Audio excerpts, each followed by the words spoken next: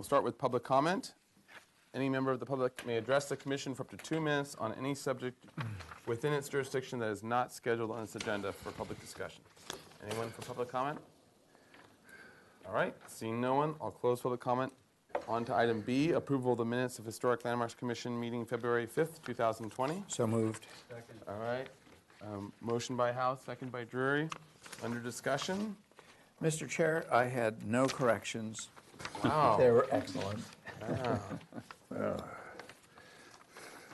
all you have to do is get through Commissioner Lenvik, and you might, Yeah. you might have a perfect score. And Mr. Drury, too. Sorry, you. Yeah.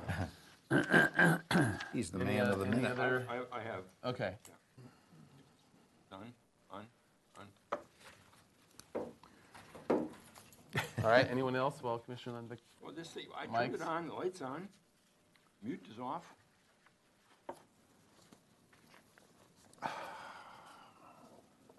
Anyone else?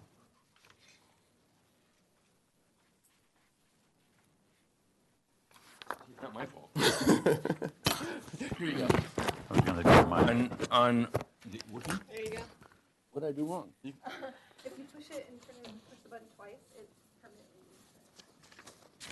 permanently. For the record, don't push it permanently twice. I have on page 7, the motion that we're dealing with on Item 6. item 6, is it? Item 6. Item 1, on the north elevation, return with an alternative detail treatment for the garage entry and wall above. We specifically asked also that they reduce the height of the opening.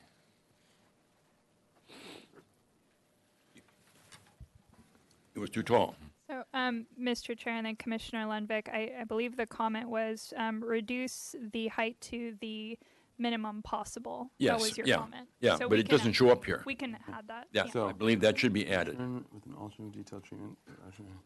All above, reducing Reduce the opening height, opening height to minimum. minimum allowable. Yeah. Okay. Mr. Chair? It wasn't mentioned in our discussion, but really that minimum height is established by ADA requirement for a van. 8.2. Okay, but as long as I think as long Whatever as we minimum is, stay- they'll solve. As long as we stay the minimum required, then they've got to. Okay. They'll have to figure out. Okay.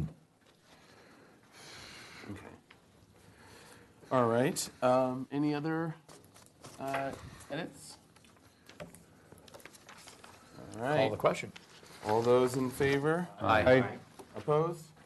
Abstain? All right, motion carries unanimously. Okay, on to item C, approval of the consent calendar, February 19th, 2020. So, let's see. We have Thank you, Mr. staff Chair. comments. The consent calendar today was reviewed by Commissioner Mahan. Item A, 803 Bath Street, received project design approval and final approval as submitted.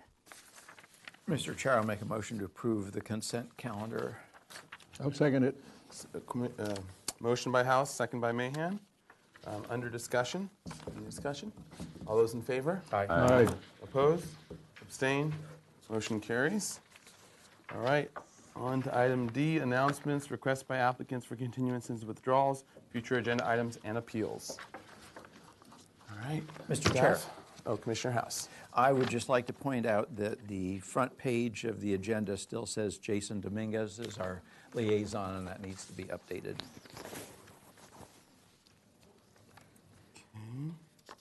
Mr. Chair, I need to leave by 4:30 today, which I don't believe will be a problem. don't but think so. I thought just in case, I would mention it. Hopefully it won't. Thanks for letting us know.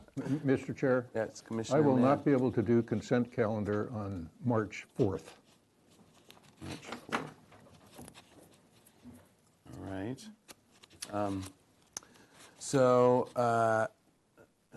Why don't I take a look at my schedule, and then if I don't have it, we'll send out an email and see about getting someone else in.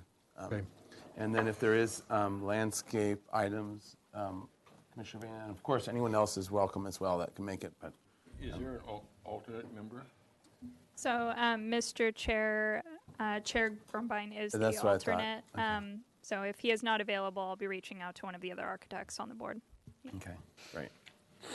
Thank you. I just have an update on the ordinance, which the city planner has reviewed and made comments. So now I'm going through all her comments and The editing Historic Structures Ordinance. the historic structure ordinance. So I spent an intense week last week really going through it, and now it's going to go back to Irma Nzweta and Renee Brooke, the city planner, to review again, and then it'll go back to the city attorney's office. So hopefully we'll have a real clean draft for you all to review soon.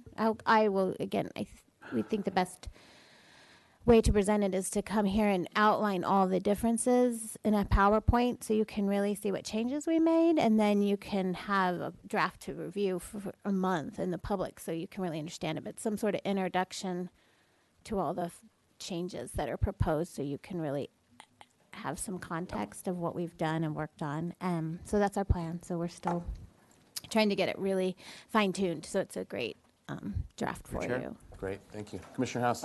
So do you have an idea, a rough idea of when we would get a draft and when it would be scheduled for review at HLC? We were hoping March 18th here to do that intro, to tell you an outline of all the changes and give you the draft. But it just depends on how fast we can review the Okay. drafts. And then 30 days after that would be, Yeah, we want to make sure everyone has 30 days to really review it. And I also, now that we're a CLG, we're eligible for some grants for our program. And I've been talking with the State Historic Preservation Office and other communities, and they have all been recommending the first step in a good grant process to start surveying more resources would be to develop a citywide context statement. So I am looking into what a citywide context statement would be. I've looked them up from other communities, and they'll do this whole sort of base of the city, all the architectural styles and history, and then they'll come up with a preservation plan of areas that need survey.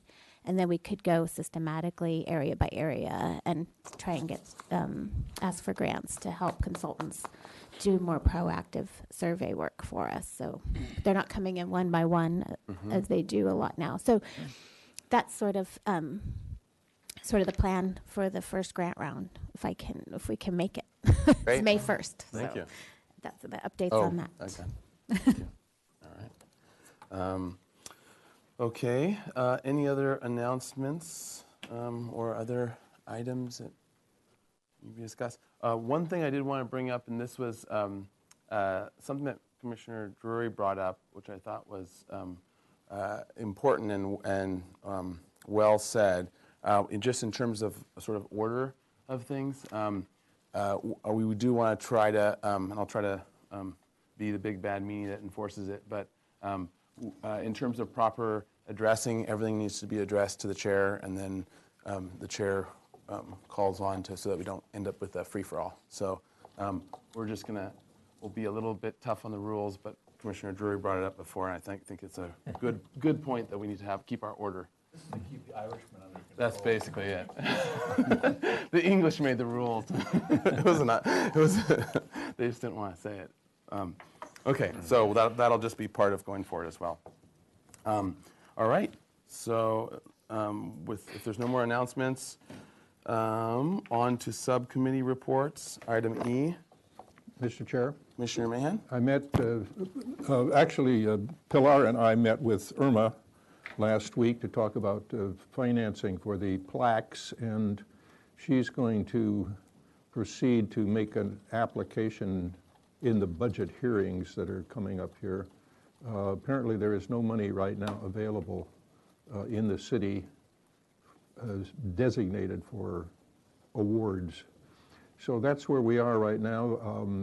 I think that Mr. Drury has told me that he's made a request to a banker that he knows, and that's in progress. I've made a request to the Santa Barbara Conservancy. Santa Barbara Conservancy, and that's just in process, or that's somewhere. It's just waiting to find out if Just there are waiting other to find out, contributors. right. And while I was having the meeting with Irma, I suggested that I might talk to the Santa Barbara Architectural Foundation as another source of income, and I'd like to touch base with Robert Uli on that, because he's closer to them than I am, and he's not been available lately. But so we're proceeding slowly toward something, but we don't know what it is yet. But you're moving forward. Yep. All right, great. We know eventually that we will be victorious. All right, that's good. All right, thank you for that report. Any other subcommittee reports? All right. So with that, I will close item E. On to item 1, miscellaneous action item, California Local Government Program Report. So this is a review of Certified Local Government Program 2018-2019 Annual Report as required by the California State Office of Historic Preservation. All right. Thank you, Mr. Chair and Commissioners. So the State Historic Preservation Office requires we do an annual report every year, and this is just sort of our benchmark 0 because we were designated a CLG after the date. So I think this is just their baseline to find out everything we've up to since our application. So they need you to review this before I submit it. So you'll just have to make a motion that you've reviewed and accepted the report. But I just wanted to outline what I added in the report. They wanted to know the cumulative number of historic properties in our entire inventory designated and eligible on the potentials list. So we have 129 landmarks, 379 structures of merit, 438 on the potentials list, and contributors to historic districts that are on the potentials list are 344. And that was as of September 30th. So we had a hearing where we designated about 27 more structures of merit after that time. So these numbers are from September. Designated structures, again, we have 508 total designated, 129 landmarks, 379 structures of merit. We had a total of 35 Mills Act contracts as of September. We just added 5 more, so now we're at 40. We don't have grant or loan programs. And I did have to go through and count all the historic buildings you guys reviewed in the past year from October 1 to September 30th. You did 74 just on historic buildings, not including the new construction. So it's a busy year. That does not include staff approvals or administrative approvals. And we did not acquire any historic properties. So that's pretty much what their report requests. And they need you to just pass the motion that you've reviewed and accept it. All right. Mr. Chair, Commissioner House. I'll make a motion to approve the 2018-2019 annual report for the Certified Local Government Program. Second. All right, second by Vina.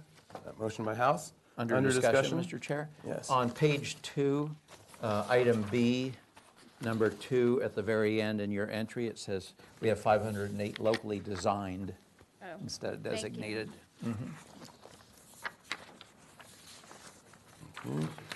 Yep. Also, I'd like to include in the motion the gratitude of the commission to our permit. Sorry.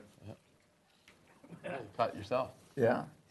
I'd like to include in the motion a gratitude to our city historian, Nicole Hernandez, for the work you've done. Thank you. And your staff. Mr. Does Chair, the that's maker motion acceptable accept it? to the maker of the motion. In a second. Likewise. All right. All right, a motion with gratitude. I like it. All right. All those in favor? Aye. Opposed? Abstained? Motion carries unanimously. All right. So, with that, we are now on to item 2, the Archaeology report for 1553 Shoreline Drive. Do we have anyone here for that? We're a little early, but Mr. Chair, we're about 5 minutes ahead of time. It's up to the commission if you'd like to wait those 5 minutes in case Mr. Stone comes, or if you'd just like to review the report. So okay. He usually shows up, so. He does usually Yeah. show up. But So if we want, we could, or we can also, or I guess we can't move on to the other item It's a little pushing it to move on to the other item, what would you say? We are able to review the archaeological report because it's within 5 minutes of the slotted time. So Okay. unless you'd like to take a recess for 5 minutes. Yeah, let's do a 5-minute recess. It's a short. Pretty hard so far. We better Yeah, take a recess. Right now, we have a short agenda, so let's do a 5-minute recess. Okay.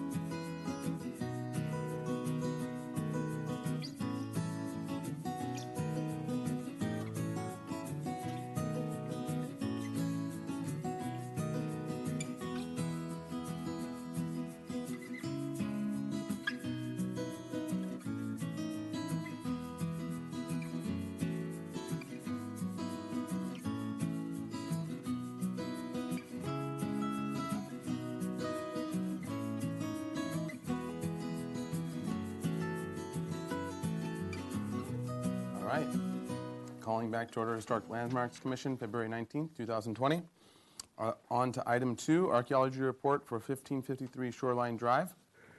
All right, so this is for acceptance of a Phase 1 Archaeology Report prepared by David Stone.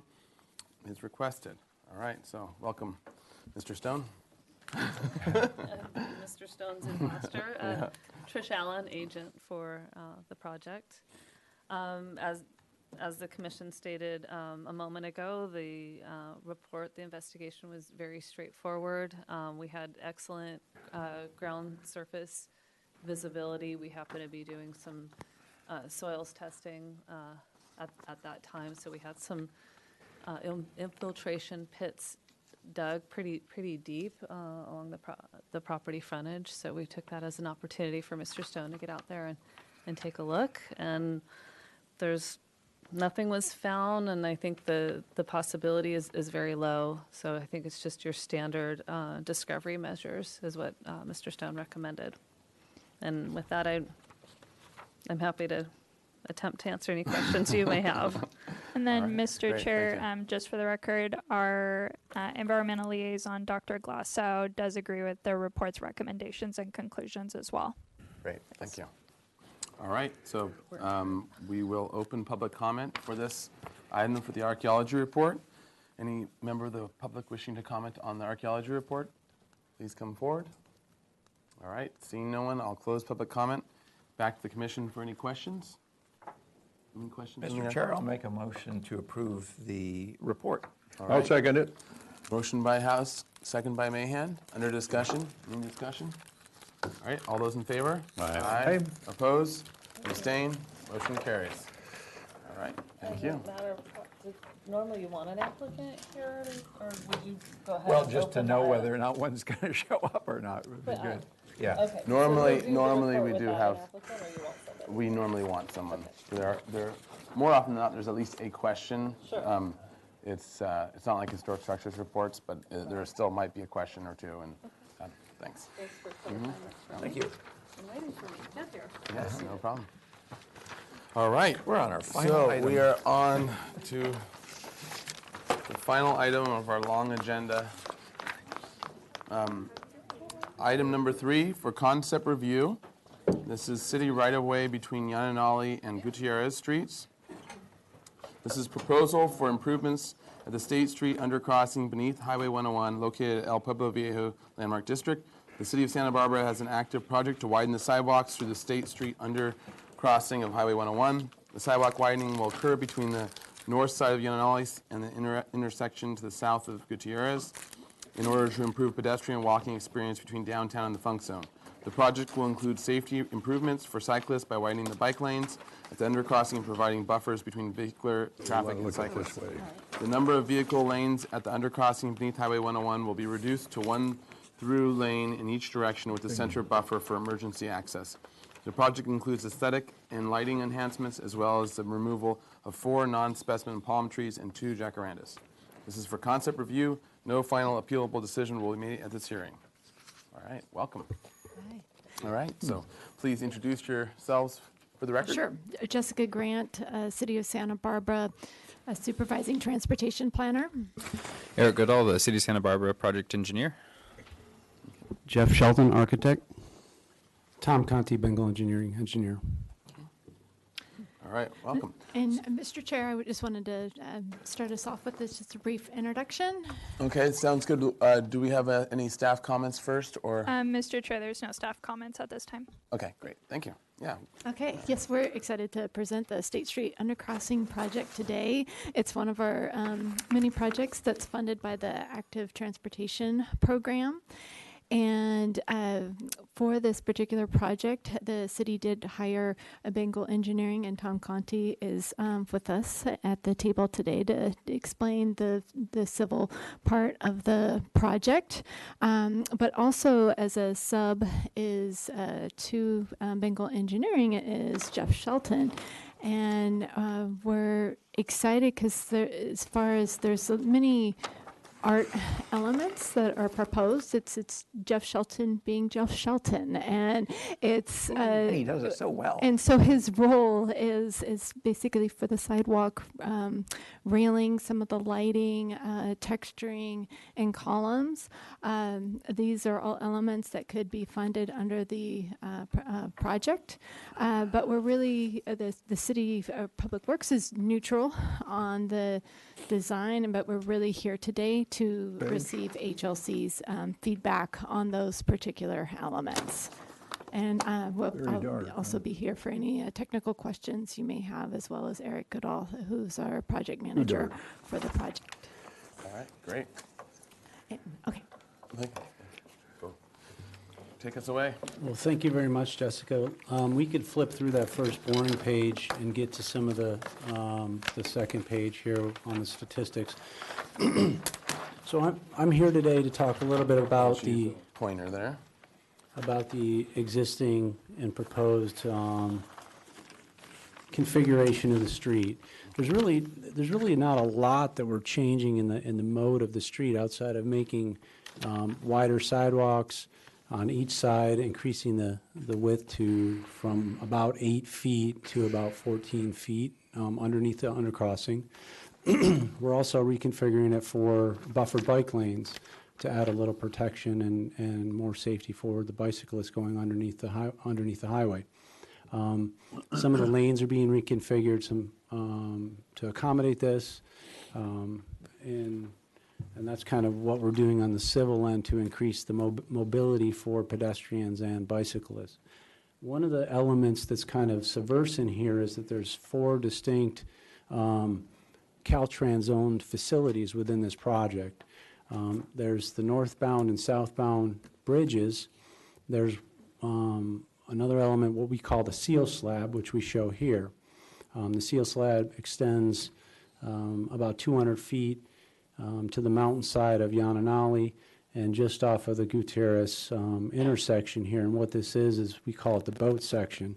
And what it really does is counteract the buoyancy from being sub-sea level and prevent water intrusion. So it's one big, thick concrete slab that holds it down. Very complex with a bunch of caissons in there. And then the fourth element that you don't think of much is a pump station that is across from Fish Enterprise here. So as you know, there's a low spot in the actual undercrossing where the water goes subsurface to a pump station and then out towards Mission Creek. So these 4 facilities are not only important for Caltrans and regional transportation, but it's also important to the team to ensure that we're going to protect them for their future operations of the regional transit corridor. So that's one of the important things that us as the civil engineers are doing to work with Caltrans in the city to protect these elements. With that, I'm going to hand over to Jeff to talk about some of the more interesting topics on the aesthetic touches. Okay. The first thing, I've spent a lot of time down there since we got this job, and I don't know if anybody has done that. And just sitting around and listening, looking, smelling, whatever. And this is it's sort of like the elephant in the room is the freeway is. And we've sort of want to get through it and get on to the other side. Now we really want to get down there because we had the Pacific Ocean. Now we have the Funk Zone and all the new development there. And so this is a hectic experience going underneath. Nobody really wants to go down there. I've talked to many people. Few people feel safe there, even though they do have lighting down there at night. It's very uncomfortable. It's loud. It does smell. It's hard. It's cold. We do have a nice bridge sitting there that we get to work with, and so how are we going to, connect these 2 parts of town? And there's tourists too that are different from when I was younger. There's a lot of tourists there. They're getting off the train or the bus and they're just crossing the street. They don't really know where to go. They've got to ask questions, where's downtown? It's not obvious when you do that, and if you get down there, they're pulling things across suitcases and across the road looking for something, asking everybody. So I think it needs to be obvious for everybody in every language coming from any culture, because I think we are a tourist town now. So our idea is to attack this and not tiptoe that we're going to sneak under the freeway anymore, and let's have fun getting people from one side to the other. I'm not sure we want people to stay down there. We want them to see that this is a great entrance to if you're going uptown or if you're going down to the ocean. You want them to be motivated and curious and not lost at all. And some of those things to keep people. We're telling people to go down, to go up. Nobody wants to do that. I think we want to treat this like a bridge like the Liffey in Dublin, or somewhere with a sweet little bridge you get to go over. Here we're going to go under it. Here we're going to make it delightful to go under. Of course, we want safety. The widening, the two 15-foot pedestrian walkways really helps out, because you can walk by somebody without having to be right near them. And then lighting, which we're going to be talking about a little later. We're not addressing it specifically right now. So the first thing is the walkway. And how are we going to deal with just the surface itself? Very slippery. I don't think the brick that they use on State Street is good for this. It's too slippery. We're going downhill, so we need something with a grit. Here we're proposing something like just colored or just concrete, scored with perhaps some florets, brass or tile florets in between at the joints. Something on a diagonal, so I don't have those linear parallel issues, and then at the edges maybe a border that helps clean that up. So we're up for ideas on that, but right now I think it's concrete, very simple.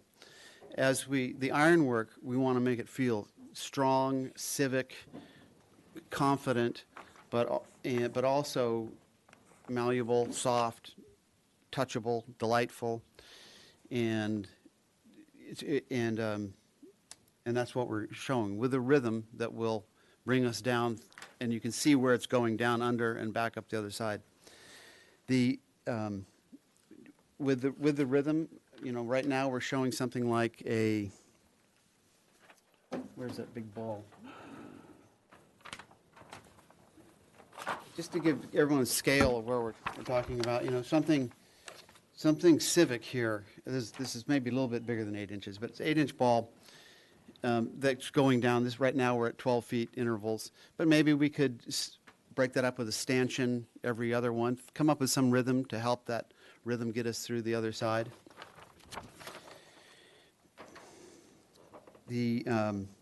And then if we introduce lamps later, these posts would be designed for that with conduit, where a lamp could be every other one or every third one, something like that. Something to really play with that rhythm. You can see that on some of these drawings back here. We'll get to in a second. As we get down to the freeway itself, we have these columns, which are non-structural. They sit an inch below the bridge itself. We're not allowed to touch the bridge, so that's why one thing we're not addressing that. We actually thought of a lot of different things to do, and one of them was to get rid of the columns altogether, because to make it more open seal and for safety. It looked like a cow with udders when you took the columns out, right? It just, I think visually we can't ignore those columns. So instead of ignoring them, we're going to play with them. And here's some photographs of an interesting place in Spain. It just shows how craftsmanship and Yeah, that's a good idea. getting back to Why don't we also, for the folks at home, why don't they go this way with it?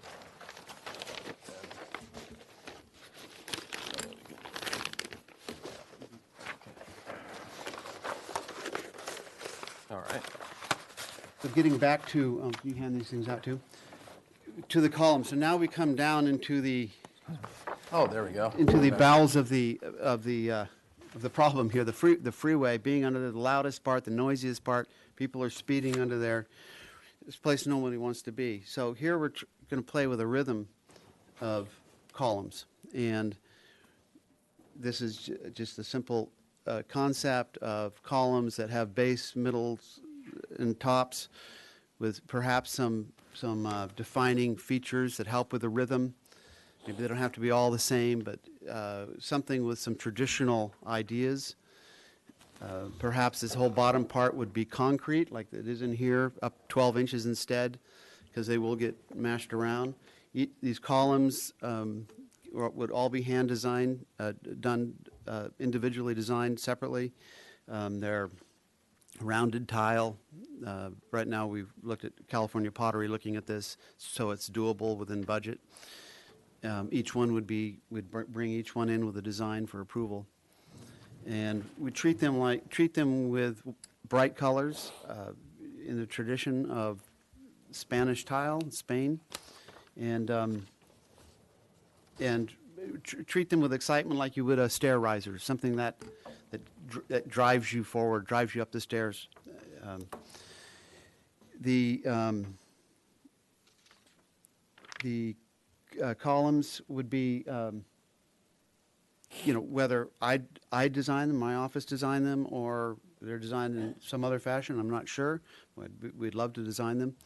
But they would play with geometries, floral patterns, and just a great mix of ideas. And the whole idea here is to not make this a stopping point, but a point that you're not going to dread going down there and going back up. You'll have a fun walk down to the ocean, or a fun walk back to town. We didn't treat the rest of, we're not proposing anything on the walls yet, that's a different project.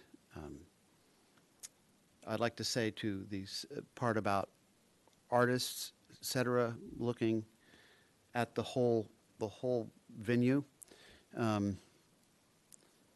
This, I'm trying to set a comfortable backdrop for any other thing that may go on down there. I'm not sure what everybody's proposing, but it is a place for people to be driving, so we need to have some sort of order down there and not wild things happening.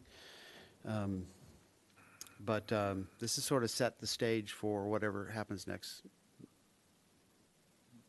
And Mr. Chair, what Mr. Shelton was referring to, that there is a separate process going on spearheaded through the city administrator's office to look at maybe a future art installation, either playing with art, lighting, etc. We're not quite sure yet what that looks like, but this certainly, what's before you today, would set the future tone for a particular backdrop that we want your feedback on. All right. Do you have some other sheets or pages here to show us? Yeah.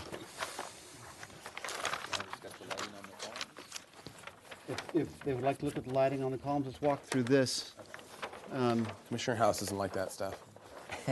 Lighting. So here's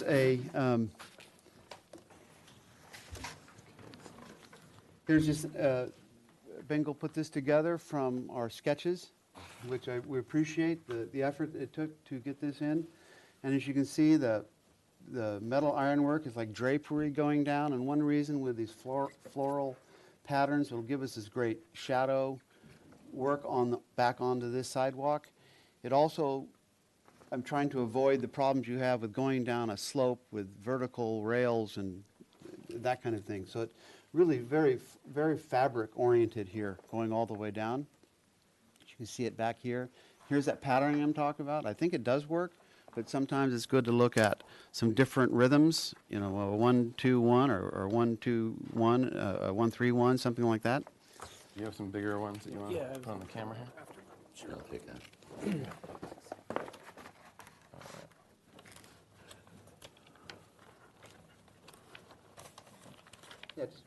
This is the size of those, just to give you an idea of the scale we're talking about.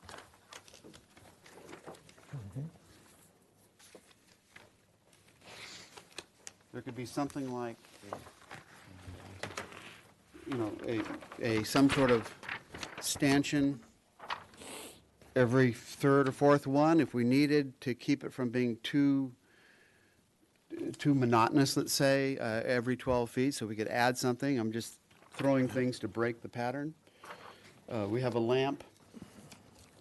An idea, a lamp could go up to help bring people, even if it was decorative and just a glow, to help bring people down, and so they can see it disappear and know that it will continue all the way, more of a psychological. Do you have any drawing of that? You have that lamp? I thought I had it here. Is that the lamp on top of the door? Yeah, that's right. And the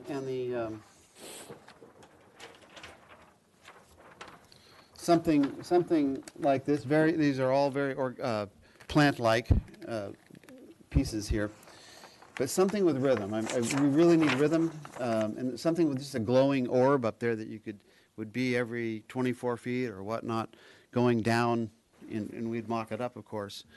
And then the other lighting that gives you all the safety lighting would be coming from another source. Mm-hmm. But those are the tools we have to make sure the rhythm's correct on this. Do you want to talk about the lighting above the columns? Yeah, so you can leave it there if you want. So the idea here is sticking with the columns. I'll put this right over it for a second. This is just to see if it's doable, as opposed to suggesting this is the shape of it. This whole little cornice thing is a little formal for me. I've never done one, actually. But they're extruded pieces. So the main thing was we went down to see if we could afford doing these types of things, and how would you make it strong and make a steel frame above it. But the idea was to give places for lighting up to those arches on the ceiling, both sides, and then lighting down, leaving gaps for lighting that comes down, as they're showing right here. So those would be some more ideas for more rhythmic lighting, and then everything will be supplemented with a lighting plan that is safety and comfortable for people.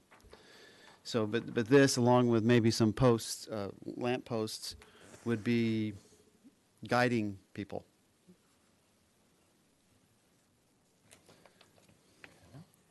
And I just want to back to those columns. I think it's an opportunity for some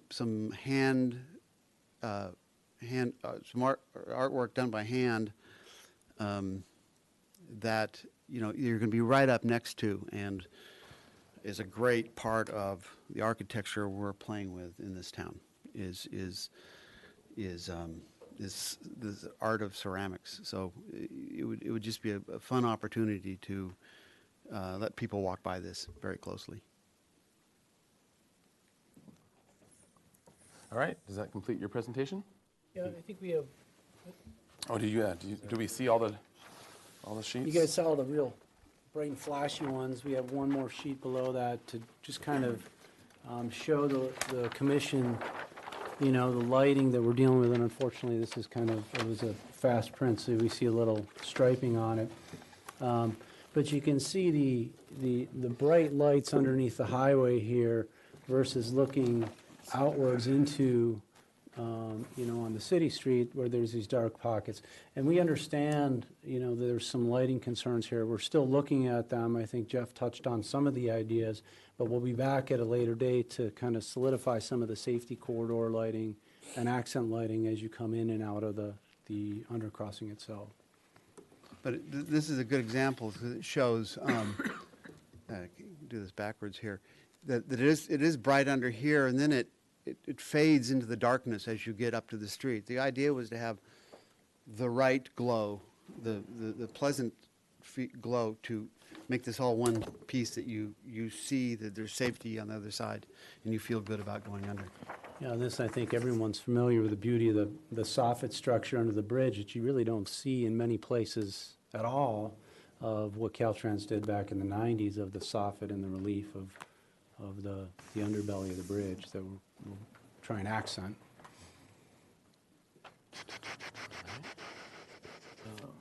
Okay, does that complete your presentation? Yes, exactly. All right. Thank you. Thank you. All right, so with that, we will open public comment. Any members of the public? We have one speaker slip so far. Any members of the public wishing to comment on this? Please fill out a speaker slip and hand it in. All right, so Sheila Lodge.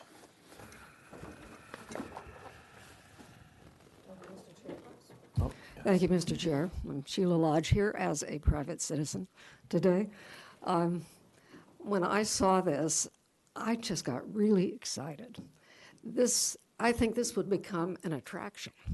People will want to go there and walk by and look at each of those different columns. The only thing that I would suggest is people would not only feel comfortable, as I said, they just would want to be there. And I think the only thing that might be a problem is that people driving through might not pay as much attention to their driving as they ought to. The only suggestion that I and another person I consulted with is that the black not be used. That well, to me, is an uncomfortable color in this kind of situation. And Mr. Shelton referred to making the ironwork be comfortable, and I think it's much more comfortable in a color other than black. Like, for example, the purple that's there. Thank you. All right, thank you. All right, anyone else from the public wishing to comment? All right, seeing no one, I'll close public comment and to the commission for questions. So, Commissioner Mahan, do you have? I have a question about why 2 jacarandas have to be removed. Okay, so let's go make sure we know which ones. So I can comment on that. You can go back to the second sheet, I think it is. So the reason for any of the tree removals are the fact that we're moving the curb lines out about 7 to 8 feet on average, and the location of the existing jacarandas are at the curb line. So when we move the curb out, they end up dead set in the middle of the sidewalk. So the purpose would be to remove the tree and likely replant at the new curb line. So it's really just Well, it's a moving the tree. replacement, not removal. Removal and replacement. That's the idea at this time, but obviously it would be something we'd look into further when we get down there. We haven't looked at the final landscaping for the area, but we just know that at this point, these 6 trees, the jacarandas and the Mexican fan palms, they're all at the curb line, and they'd end up in the middle of the sidewalk, so they'll need to be at least removed and likely replanted. Maybe relocate would be a better word than remove. Okay. Anyway, thank you, Mr. Chair. All right. Commissioner Drury. Question. Your mic on? And my mic's on. Oh, good. But it's on the floor. Questions? Yeah. Did this proposal come out of the workshop? Or was some of the ideas, did they come out of the series of workshops that were undertaken? No, State Street Charrette? Yeah. no, I didn't attend any of those. Just to be clear, okay. So just to be clear, are you talking about there was a lighting artist consultation thing? I think a series of workshops about what was going to be, we recognize it as a problem. Oh, There you go. Hi. Yes. Good afternoon. My name's Derek Bailey. I'm with the city's Public Works Department. One of the things that we learned from the design charrettes is there was some discomfort from a pedestrian and cyclist perspective passing through this area. So this project is in response to those comments.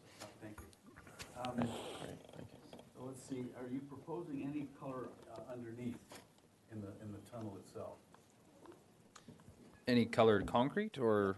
Colored concrete. Are you talking about the ceiling? I think your mic's off on the floor. Yes. Who knew? Everybody else. Did you see it? So is your question Here we go. the underside of the groin vaults here? Yeah, exactly. Is there something Is there color proposed? We're not really, that's a state bridge, a state-owned so you bridge. So can't. there's elements that we're not touching, and the Okay, bridges all are right. one of them. Okay. And is, let's see, oh yes, so, are you proposing that the columns be all different, like that sheet shows?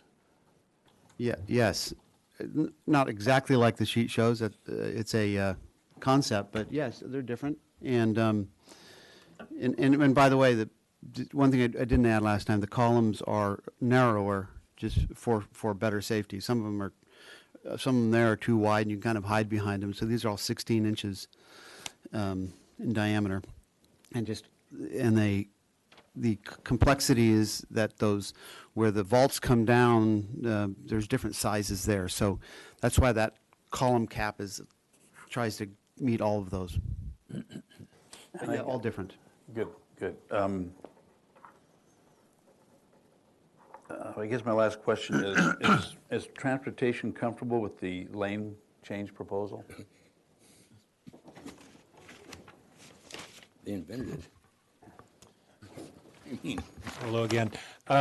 Yes, Public Works, we have, and we've analyzed the traffic volumes through this area, and even during peak volumes in the middle of the summer, traffic still flows quite well. One of the interesting things that we learned during our studies is during the peak times in the summer, pedestrian volumes are just as high as traffic volumes. There's over 10,000 pedestrians a day move through this area, so these sidewalks aren't even as wide as sidewalks in our residential areas, yet they're carrying over 10,000 pedestrians a day during the peak of the summer. So it seemed like an appropriate use of space. Good, thank you. All right, that's my question. Commissioner Drury. Commissioner Lenvik, questions? Yeah, two questions. So you're replacing all the columns with a new, smaller size? Correct. And are you replacing the existing walk, tearing it out and putting it down, a new walk down? Yes. All right, any other questions, Commissioner Lenvik? No, I have comments. No. Commissioner Edmonds, questions? Yes. I'd like to ask questions about the cyclist lane. Okay, let's go to that one second. So I think I have a couple of questions, and then I probably have comments afterwards. But when it was mentioned that there was a cyclist and pedestrian maybe requesting a change, what type of cyclist was that?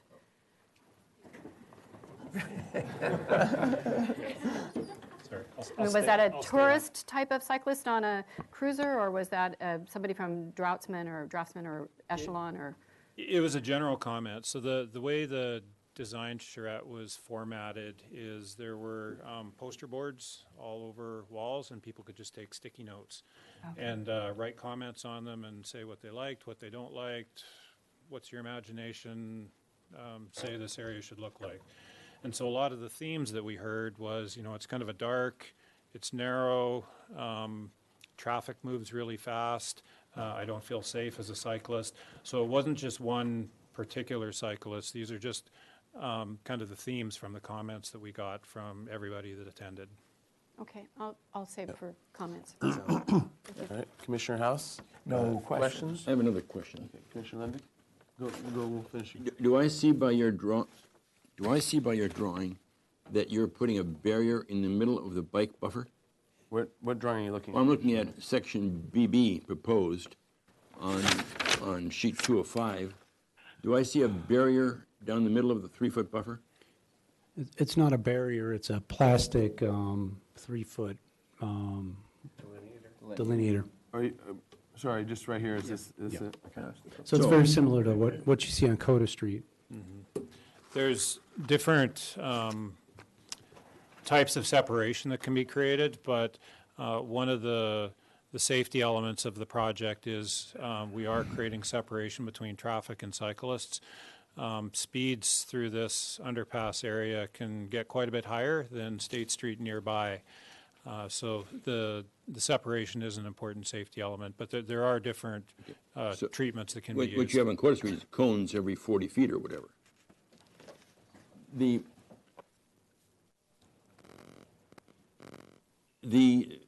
sense of being unsafe by bicyclists obviously is a proximity to the car.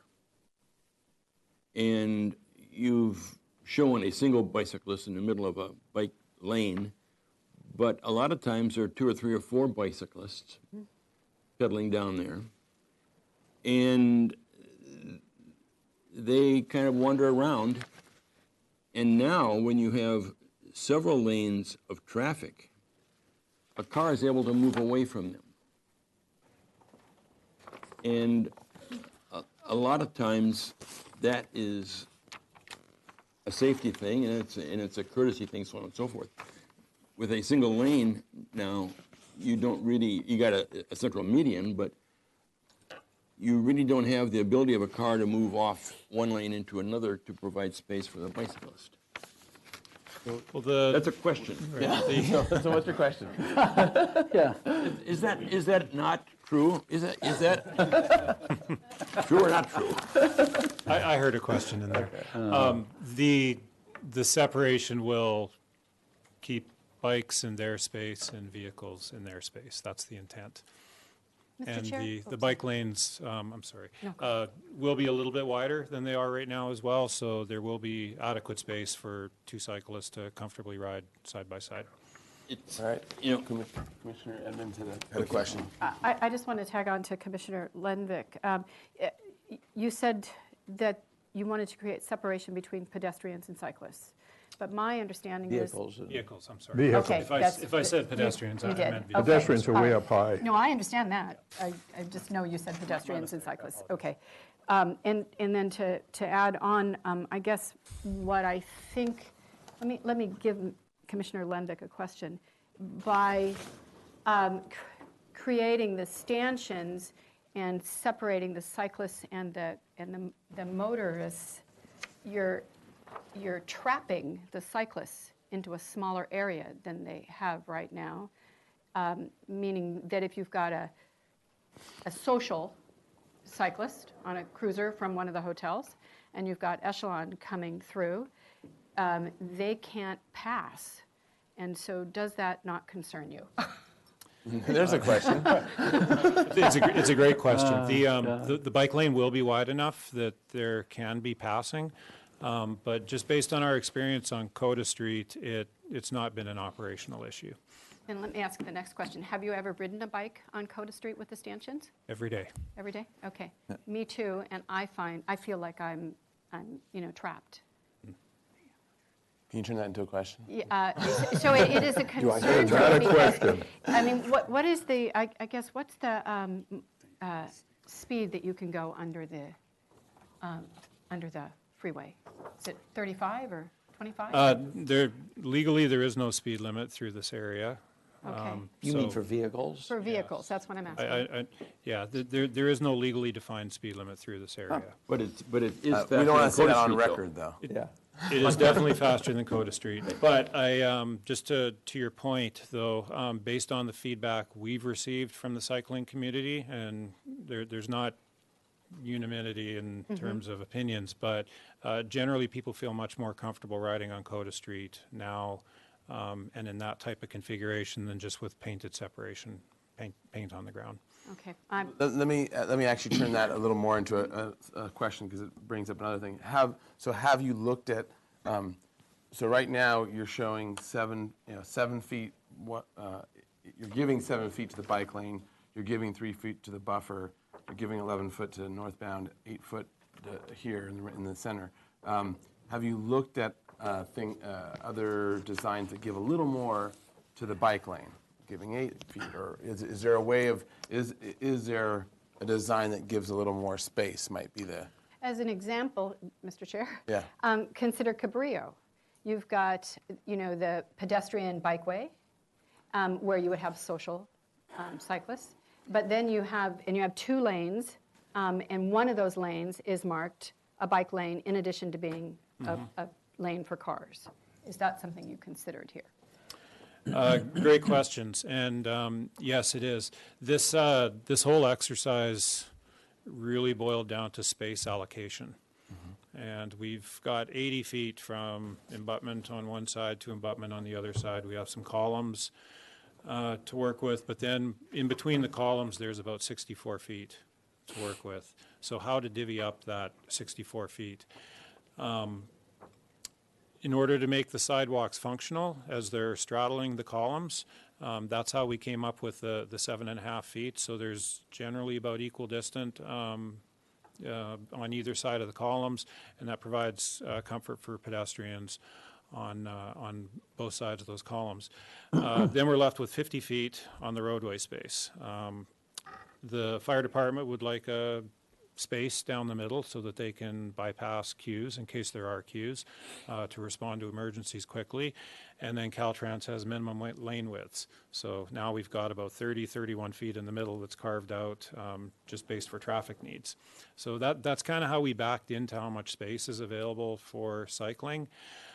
We also considered what if the, and I think this may be what you're asking, what if the cycling area was elevated to the same area as the sidewalk, but separated, so that there's separate roadway space and separate cycling space, and there's just not enough room to do that. So we really backed into this design just based on all the minimum space needs to provide for all the different modes. Okay, Commissioner Ludwig? Yes, you have 7 foot because you've drawn it on here and dimensioned it. But when you're riding a bike and you got a concrete wall, it's 2, 3, 4, 5 feet high next to you, you don't have 7 feet. You're moving away from that wall. Mm-hmm. So you're maybe down to 4 or 5 feet for the bike lane. It's got a lot of people on it sometimes, and you got these cars, and they go through there, and they back off on their engine, and they love to hear the noise in that place. And no wonder a biker is turning gray between Coda Street and YANONALI. I mean, Although let's stick to questions now. Okay, that's a question. I mean, to me, it's the question is, I don't know that this has been thought out. Okay, that's still not a question. But of course, Rob Dayton's here because he's concerned. Okay, but all right. So let's bring those into comments. But okay, Mr. Chair, I have one more question. Commissioner Mahan. Yeah, where is this in Spain? That's in Barcelona. It's the Palace of Music. Is this Gaudi? No.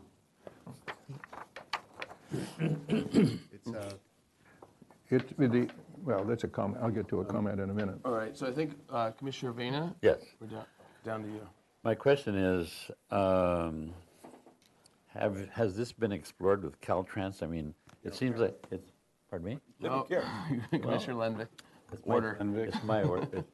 Commissioner Vena. You can wait and talk. My question is, it seems like it's a partial design. In other words, I've been in the design field, as we all have, for years and years. And if we just start with one design and so forth, and then all of a sudden we get a liberty, it just seems like we are just beginning to design something. And when we could look at the whole thing, and I don't know what kind of effort has been made to contact Caltrans. They must have some kind of design department with cities and so forth for that.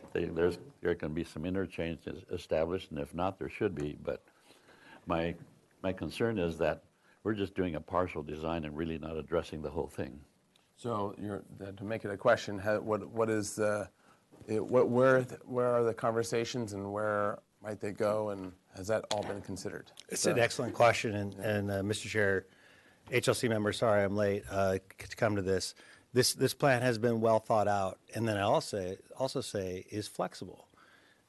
This has been there's other boards and commissions that are concerned about what's between the curbs and the right-of-way. This also has been to City Council, so it has been shopped around. We are very, very interested to see what you have to say about Mr. Shelton's accents that really set the tone of the interchange. But let me reassure you that things between the curbs have been very well thought out, both with Caltrans and with the Transportation Circulation Committee and with City Council and with the downtown organization. And the palette, if you will, in between those curbs, which remains flat in the future, has options in the future that will remain flexible. The primary tool of resolution here is the capacity to provide pedestrians a reasonable path of travel, and shall I say, an inviting one, between the waterfront, which is now extremely popular in downtown, and that is the concern of City Council. But we are very curious as to your opinion on the Shelton design. We are agnostic on staff, but we do understand that this sets a tone. Assistant City Administrator Nina Johnson's in the audience. She has a separate process for an artistic conversation about what you would put here. And so knowing that that's coming in the future and seeing what Jeff has always done around Santa Barbara, which is very defined and makes a statement, is the Historic Landmarks Commission comfortable with that statement? And is this what you want to see in this environment? That's what we want to get to with this conversation. Commissioner Vanna? That's you missed my point. My point is we have a whole bridge. There's faces to it, there's the underside to it, and we're not looking really at the whole thing as a design. We're just looking at a partial. I love what he's doing. And we agree with you. No question. We agree with you absolutely. I think that in that point we do agree with you. And I think that that's why we're excited to understand what you will say about that. Are you going to say, for instance, it's way too partial, and you should have bring back not just these elements, but you should be looking at the entire bridge and how these elements affect it. That's a completely, to me, I feel like that's some direction we could go. We may not have the money for that under this grant. Under this grant, we do have the money for the elements we're presenting today. But the grant cannot, for obvious reasons, go beyond that. But we're pretty comfortable that we have the money to do the elements that we're looking at today. Mm-hmm. So is there a story that gets built and more with an art project that follows with other funding? We don't know. That's where we're looking to you to give us the wise insights. Mm-hmm. My last statement. If I can add one more note to Sure. that response.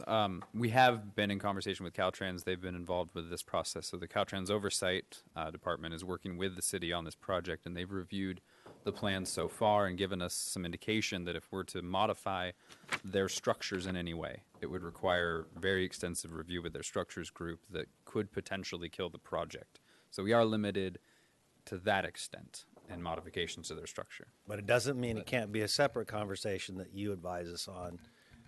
And again, Nina's in the room, and she's listening to this too. We're all really interested in to see where you would take us in the look and feel. So, any more questions, or do you want to? Well, one more question. That is maybe in the form of a statement. Okay, so we have an artist. It's like having a palette. Now, what's this palette going to end up looking like when you have a wonderful artist, you have another artist, you have another artist, and so forth? As it goes, what's it going to look like? It's like a design by committee. That's my concern. All right, so we'll roll into comments with that one. So, okay, so, and do you have any other additional comments? No, not at this time, thank you. Chair, I do have one more question. Yeah. Is there a suggestion of carrying the lighting up to the level by the railroad tracks? I mean, up to those two restaurants, Loquita on the one side and Fish Enterprise on the other? So the lighting would You're come saying from- here, carrying the lighting Yeah, up on the yeah. wrought iron side. I think we could look at that. I think that could be folded into the. No, if just that's to- something that HLC says, that really makes the project, then I think we could look at that and really go hard to try to figure out how to get that. I say done. it, but who knows how that'll carry. Exactly. All right, so, all right, any other questions before we? No, kick I'd into just like to see the drawing of the columns. Oh, the drawing Yeah. or the rendering? The rendering of all of those, there you go, that one right there. I'd like to see that compared to this, just, thank you. Don't stab me now. All right. So I'll have one question. I have similar questions, and I think we can get it out in comments. But you had said that you were looking at the wrought iron or the railing as being civic, right? Would you say that? How would you say it differs civic? This as civic, and I believe it is. This is definitely a civic gesture. How would you, in the wrought iron in particular, how would you say that is a civic version of wrought iron versus a residential or a more private? Is it just in scale, or what? I'd say it's in its weight. And its weight and near the traffic, it's much heavier. For instance, we're showing a 1-inch top bar there. Everything is very heavy, but I'm trying to make it feel light. Right? It's a great balance, but Yeah. it is definitely the weight Scale. scale. So, and being near the freeway, near the concrete, I think it needs that weight. Just like on a house, I'll do the same thing. The higher I get, it needs to feel safer, even though half-inch bar might work. Okay, great, thank you. All right, so with that, let's go into comments. Commissioner Drury, kick us off. Sure. Well, if it's not a home run, it's at least a triple, in my opinion. And, I think I wish it was in there right now. I think it's fantastic. And I particularly like the idea. I was hoping we weren't going to have to pick and choose the color of the columns. The fact that you have this wonderful display of all these colors and warms and cools and Uh-oh. and this time, Phil wasn't even looking. So anyway, a triple as opposed to a home run, but I think it could even be a home run. I think that this is, from top to bottom, I trust the Transportation Department that the spacing, my impression, it may be loud under the underpass, but I don't think people speed through there. And at least I'm there at least 2 or 3 times a day. And I think that this is, I can't think of anything except maybe the color of the screens going down into the tunnel themselves. I think black, I think Commissioner Lodge suggested that it'd be a different color. I think maybe Malaga green. I'm talking about those. Yeah. It's on screen right now. I think that may be a little harsh. That? Compared, yes. That's purple, isn't it? It's purple right now. We'll see, I'm colorblind, that's why I don't paint. Well, this is black. Yeah. So I'm just suggesting that perhaps a more city-friendly or HPV-friendly Malaga green might be better than purple or black, as opposed to burnt orange and avocado. I'm not suggesting either one of those either, by the way. So I think this is a wonderful result of all you guys getting together and trying to figure out this problem, because it really is kind of a hole. And I think I would be particularly interested in see how if it looks like that, what's up on the screen. If the lights look like that, I think that's a top-notch idea. I'm in complete favor of this project. All right, Commissioner Lundvik? Yeah. We have really 2 distinct areas to deal with. We have the area that's under the bridge, but then we have the areas on each side, which are 100, 150 foot of retaining wall that's running from the bridge height down to 3 or 4 feet, whatever. So you've got a lot of reflective sound in areas other than just the bridge. And I'm down there at night, and let me tell you, it is noisy. Cars pulling through under that bridge and backing off, and they love it, and then the loud music, and it can be trying at times if you happen to want to stand outside and look down. I like the columns a lot. I don't think that we're going to find the kind of light in that space that does the columns justice. I question that we're going to have enough light in there. You won't, during the daytime, are the lights going to be on really intense? Are they going to pick up all that color? I don't know. I kind of fear for us, having all this art in columns and not being able to see it.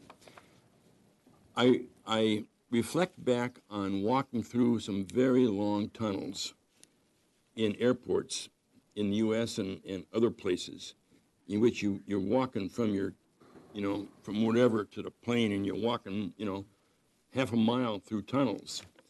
How do they solve that problem of making that place as pleasant as possible? They throw as much light in it as possible. They also got stuff going on the walls, even to the extent of lighting the walls. and maybe it's pulsating, maybe it's changing color, but they're lighting the walls, and so you're walking along, dragging your bag, and you know, and something's going on that you appreciate. Here, we're walking through, and all we got is columns. And I don't think that is going to give us that, is going to make that space transitional enough to really be what we are hoping it'll be, you know, so on and so forth. So I would love to see art lighting on the walls. Now, you can't do it because it's Caltrans, so maybe you got to put a screen there 8 inches up from the wall, and you got lights behind it, and you know, and it's green, or it's pulsing, and it's red, and it's yellow, and it's white, you know, but something has got to happen there that changes the entire character of this place other than just columns with tile on them. I also don't know that that dark handrail is really, it's appropriate in one way, you know, it's a barrier from the cars, but on the other hand, what you're doing is you're taking that tall concrete, it's blank, and you're making it even taller because you got a black fence on top of it. So now you're driving through a tunnel which is not, you know, which has got 8 foot, or no, I mean a 5 foot high wall on one side, and after we get through with this, we got a, you know, an 8 foot wall on one side of our driving through experience. So I'm not sure that this solid fence in this manner is going to work, and I don't think you got enough light going on in the tunnel to have the piercing actually show up as something happening on the ground. You may have it on when you come out on both sides, but you got to get out of the shadow of the walls on one side to make it effective. I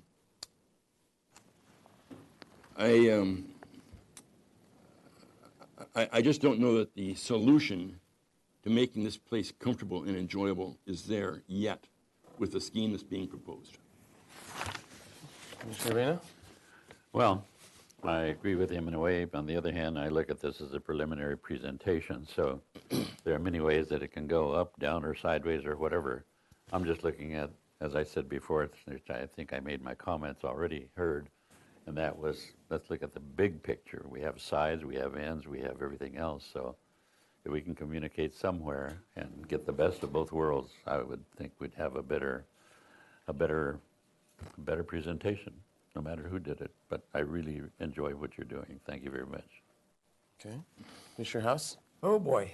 Well, for starters, I think I was probably even more excited when I saw the online drawings of this than Commissioner Lodge was, if that's possible.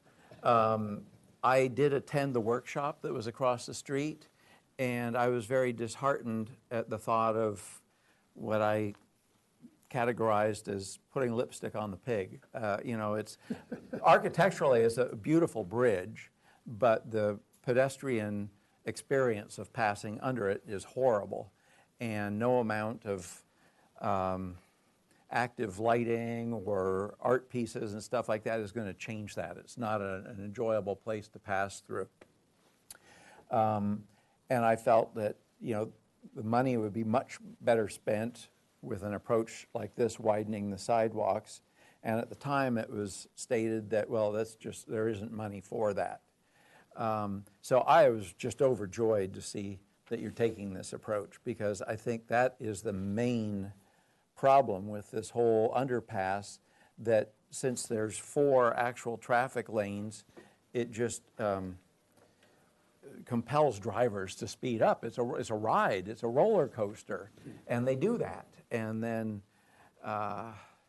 you know, I think that, well, and besides the number of accidents with bicycles and stuff you have at either end of this, is because people are going too fast and they're not paying attention. So I think the narrowing is a calming approach.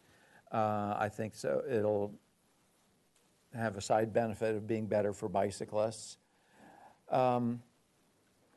I agree with a lot of what Commissioner Drury said. Won't be the first time, but I don't agree with a lot of what Commissioner Lenvik said. You know, I think that these columns are going to be very exciting because everyone's different, and that is going to be a very experiential thing. It's even Santa Barbara's subterranean Güell Park. You know, it's going to be in all the guidebooks. When you go to Santa Barbara, you've got to go to this underpass. You know, it's going to have a lot of character. And, you know, it needs to be in the hands of the right architect, and I think we've got the right architect here. So I certainly would support seeing you proceed with this. As far as additional art projects, you know, there's a place for that, but I don't think that it should necessarily be extensive, because I think graffiti and vandalism is going to be an ongoing problem. I'm very uncomfortable about the idea of globe lanterns on top of standards within the railing, because I think they're just going to get damaged. I don't recall exactly what kind of lighting there is on the underside of the bridges. I seem to recall there are some sag lenses of some sort. There's the ones all along the side. You know, and without altering the bridge at all, if there are receptacles there, then some kind of LED lighting that gets better dispersion, you know, could help. And likewise, all the light fixtures along both sides of the walkways, I think, could be retrofitted into something else that gives much better lighting. I know the challenge of fitting lighting into a tight place and expecting it to do miraculous things. So, you know, I do have concern about what you can accomplish sticking something in those capitals or having down lighting on it. But, you know, with LED lighting, it's going to be as maintenance-free as it can be, far more so than anything that we've had to deal with in the past. And it may not do a heck of a lot during the day, but it'll be very dramatic, I think, at night.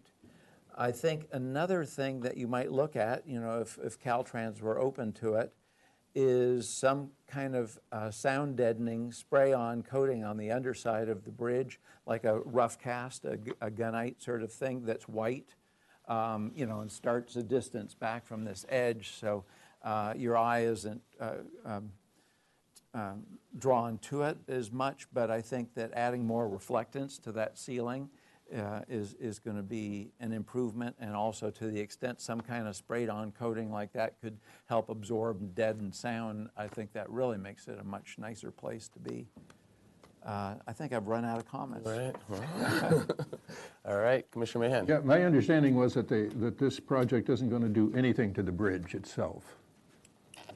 So, I mean, I think your comment was a good comment. Well, but taking those columns out and putting something else in is doing something That's to the not bridge. that's not the bridge, because they're false floating. columns. Yeah, anyway, something to be explored. Anyway, I like this project very much. I think it's going to be, I think this is going to be somebody said this, I guess you said it, that, you know, people are going to be coming to Santa Barbara and they're going to say, where's the bridge? I want to go see the bridge. Yeah. And I think that's positive. If this was here for design review, you know, project design review, I could approve these columns as they are presented here today. Yep. I think these are really great. And the thing that I like about, one of the things that I like about them that I don't like about this is that those are too flowery. And traditional Spanish design is geometric, and not, they didn't do flowers. The Arabs did not do flowers and things like that. They did all geometric designs, and these are all geometric, maybe with the exception of this sort of, but these are really good, and they're just great, and I just love them. And there's been comments about the lighting. I think you guys will study the lighting a lot more, and that's important. There's been comments about the bicycles and all of that stuff. I don't feel qualified to discuss traffic issues. I think architectural issues are more important to this commission than we let the traffic engineers do the traffic stuff. And I'm very positive about this. I don't think purple would be an appropriate color for El Pueblo Viejo. I think the Malaga green or the dark gray would be better. I like what you're doing here on the paving with the little insets. This is a really good project, and I'm very, very positive about it. All right, thank you. Commissioner Edmonds? Thank you, Mr. Chair. I too think this is an incredible project and love the columns. I mean, I would reiterate everything that Commissioner Mahan has said. I think it's terrific. One comment that was not made by anybody is the that the widening of the pedestrian walkway allows runners to pass walkers. I am down there regularly walking and cycling and driving, so I have the full gamut of the experience. And one of the things I find walking, especially on Sunday morning, is that the runners get trapped. You've also, you've just got, it's crowded and the runners can't get by, so they're having to yell at the walkers to move over, and it's difficult to hear because you've got the noise of the cars speeding up. So that being said, and I completely agree, we want to have a good pedestrian experience, and this is going to really add to the experience. So all those comments I agreed with. However, I don't agree with Commissioner Mahan regarding this cycling experience. And so I think we should want the cyclists to have as good an experience as the pedestrians have. So I have lots of comments here, and I'll try to kind of go in order. So one of the things that's really great about the way it is now is that there's a great fast downhill for the cyclists. Versus the CODA stanchions in street, that's more of a commuter type of street. Whereas I see this more like Cabrillo, where you have a lane that's designated for cyclists so that you can go fast, because we are looking for places to go fast. It's one of the reasons I asked about the speed limit. So obviously we aren't going to be going 35 miles an hour, but we might be going 15 to 20 miles an hour. And if you're going that speed, you need to be able to pass a commuter cyclist or a tourist or kids that are down there. In the stanchions, they trap us. At least if you're cycling at my level, I'm trapped. Maybe somebody at Echelon can get in and out quickly. So I really would encourage thought to putting up the 3 feet signs, the 3 feet passing signs, because not all motorists realize that you have to give the cyclist 3 feet. We may not be able to be over against the wall because there may be glass. And so sometimes I will find that cars will honk or call out, you're not in your bike lane. Well, you're not in your bike lane because there's a pothole or there's a nail or there's glass or something like that. And so the cyclist can move out of the bike lane, and the cars are supposed to move over and give you 3 feet. So I would much rather see that there were 2 lanes, with one of the lane closest to the wall being designated as a bike lane like it is on Cabrillo, and then having signs at both ends saying that, motorists need to give cyclists 3 feet. I think I covered it all. Okay. Yeah, I did. All Thank right. So I think that's you. Mr. Chair, yeah, I just have a question. Maybe I heard the answer, but you can't paint the underneath, you can't paint the tunnel itself because it's Caltrans property, is that correct? I'm not sure about painting. As far as affixing something, that's a more lengthy process. The painting, we would still need Caltrans One of the concurrence. things, now may I go into comment? One of the things is reflective light. So if you have lighting, and it's going onto a gray concrete wall, you're not going to get a lot of secondary illumination. But if it's going onto a pleasantly, like a pastel value that'll reflect the light, then you have more light during the day and at night. So that would be something I think should be explored. That's the last of my comment. Okay. All right. And then if they're not allowed to, they can just spray paint, right? Yeah. So I would say the only other additional comments I would add I did want to talk about the columns a little bit. Hearing your explanation for the width, I think it all makes sense, bringing it in. I really like them. They're great. The one thing I would say would be that typically with your banding, the band is kind of showing where it goes from straight, right, to entasis. And with it, I like it. I think it's a great addition. I would say that maybe you can pinch the neck in and kind of give it that entasis. Could be a good addition. It might give a little more space for light. There was a lot of concern about the light and the columns, because they're great columns. It'd be great to see them well lit. Has there been any looking at uplighting underneath, at least? Has that been considered? I think we're looking into lighting more and looking for feedback from the commission. Our purpose for the lighting is, going cascading down the color column to accent them, and also have uplighting on the soffit of the bridge at this point. That's what we were kind of toying with and looking for input from the commission. Is there an opportunity, or is it possible to uplight the columns from the ground at all? We could look into it. Something we can look. Okay. And then the only other comment I had that was different from the other commissioners was that it seems that the wrought iron for this is civic in terms of its scale and size, but it doesn't seem to be quite as civic in terms of a sort of a seriousness. Right next to all these colorful comments, it's a hard comment to make, but they actually are a little more serious, even though they're incredibly colorful. They're not quite as playful in form as the wrought iron is, and it seems like this is a fun, playful idea. I agree, but it's also a sort of a major civic move, and I think that you sort of nailed it on the columns. The wrought iron, not as much. It seems to be not quite as nailed as you did on the columns in terms of both extremely playful and colorful and bright, and also having that civic seriousness and sort of massive move. So that's my opinion. I think others disagree, but I would say if in the study of the wrought iron, if you kind of looked at a way of making it one more little notch on the serious side, keeping the playful forms, perhaps, but just kind of taking it a little more in the serious. I've seen the range of your work, so I know you can push to. You're serious as everyone else is super playful, but but I know it's possible in there. I agree, and I'm just trying to convey. Mr. Chair, can I follow Yes. up on your comment? Commissioner I Mia. agree with you. I think that this flower form probably isn't appropriate to El Pueblo Viejo. And,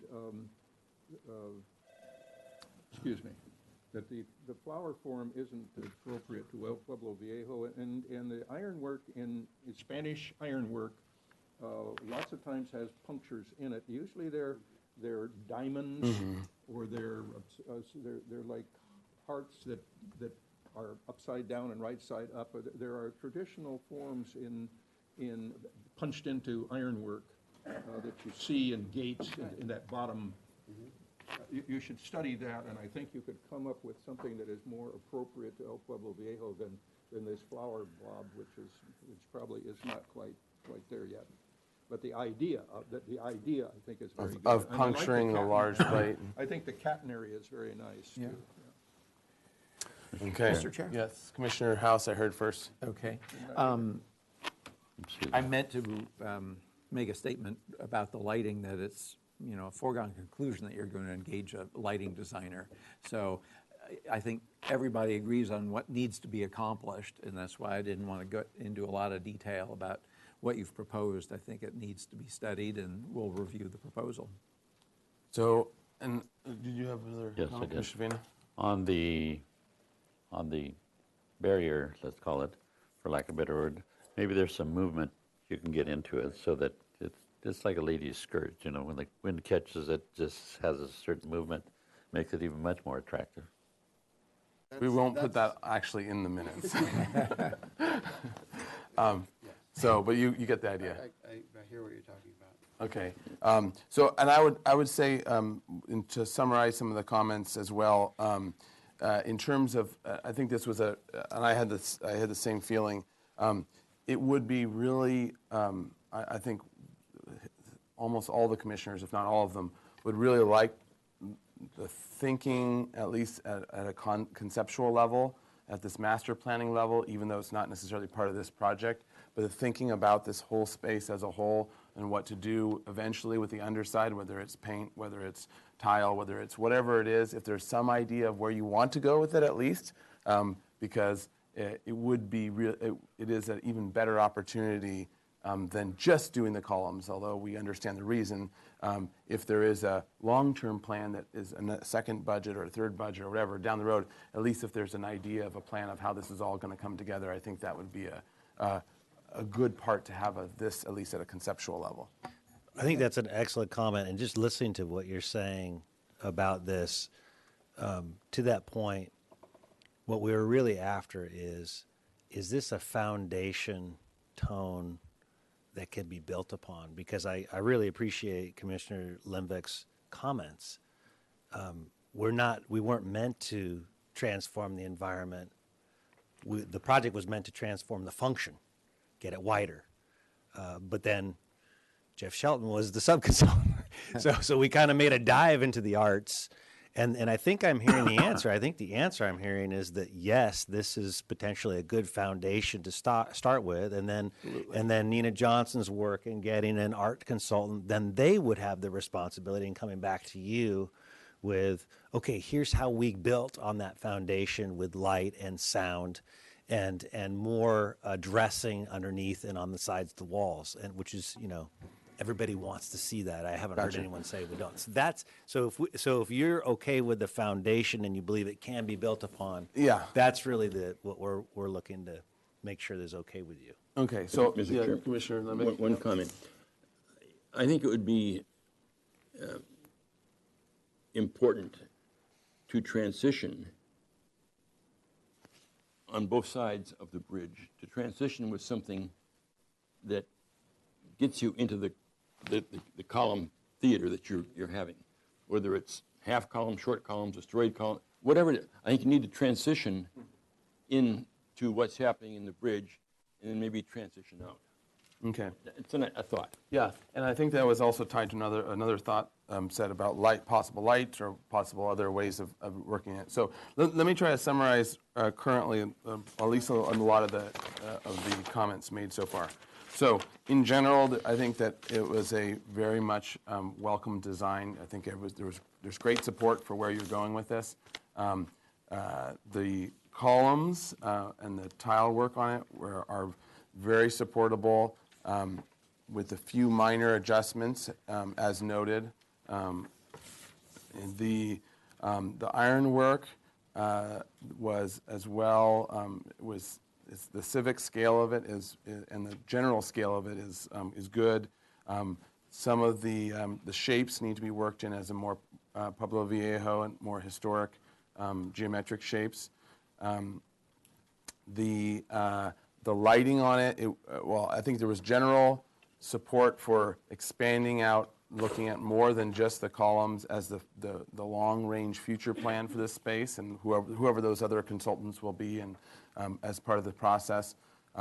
There was concern that the columns would not be lit well enough, so the lighting of the columns and of the space would, of course, need development, including looking at uplighting from the ground. Regarding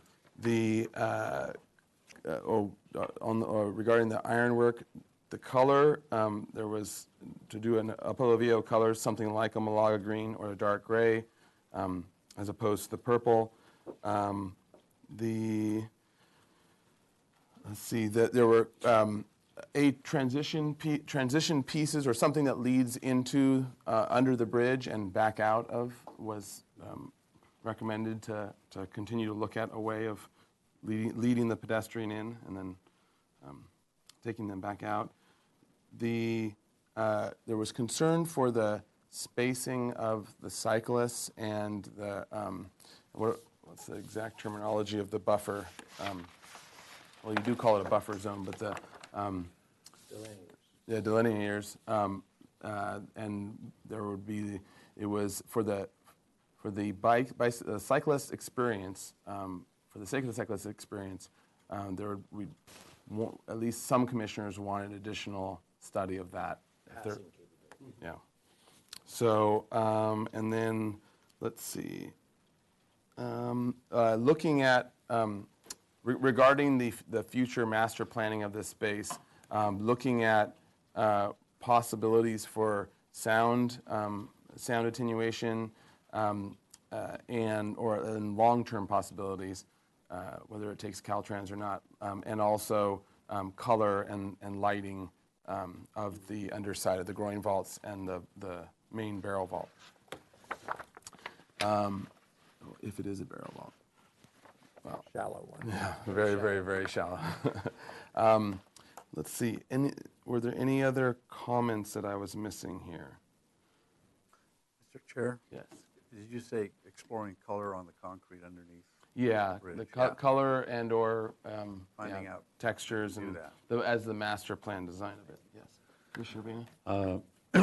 Oh, sorry, one more thing I did forget was a jacaranda and the trees that are being removed, that they would should indicate how they're being replaced. Sorry, Commissioner Bina. on the upside, the sidewalk where the restaurant is and so forth, I think that becomes part of this project also, and that space should be considered so that it's not like an afterthought that we just didn't think of So are doing you talking anything. about here, the runs here, up the sidewalk? Yes. Here? Okay, so yeah, so leading into it, and you're talking about considering that design sort of leading into and Yes. under. Okay, so I think we got that in that comment, because I think it was a combo Oh, of okay, sorry. Commissioner Lundvik's and yours, and Commissioner House. All right, anything else? Okay. Is it, you have clear kind of direction and? Clear, okay. clear confusion. All right. We've looked at, I started looking at the whole thing, came down to this, so I know exactly where you're coming from. It's got to be a big picture. Yeah. In order to do something. Okay. All right, so with that, is there someone that wants to make a motion? I'll make a motion for an indefinite continuance with the comments made. All right. Those comments? Motion by House, second by Mahan. Under discussion? All right. All those in favor? Aye. Opposed? Abstain? Motion carries unanimously. Thank you very Keep much. up the good work. I appreciate Yeah. it very much. Great project. Beautiful, beautiful. We could, a lot over to go, but we could all have fun with it here. Yeah. Mr. Chair, can you adjourn Oh, the meeting? yes, and the meeting is adjourned, 3:15. You're setting records. I'm telling you.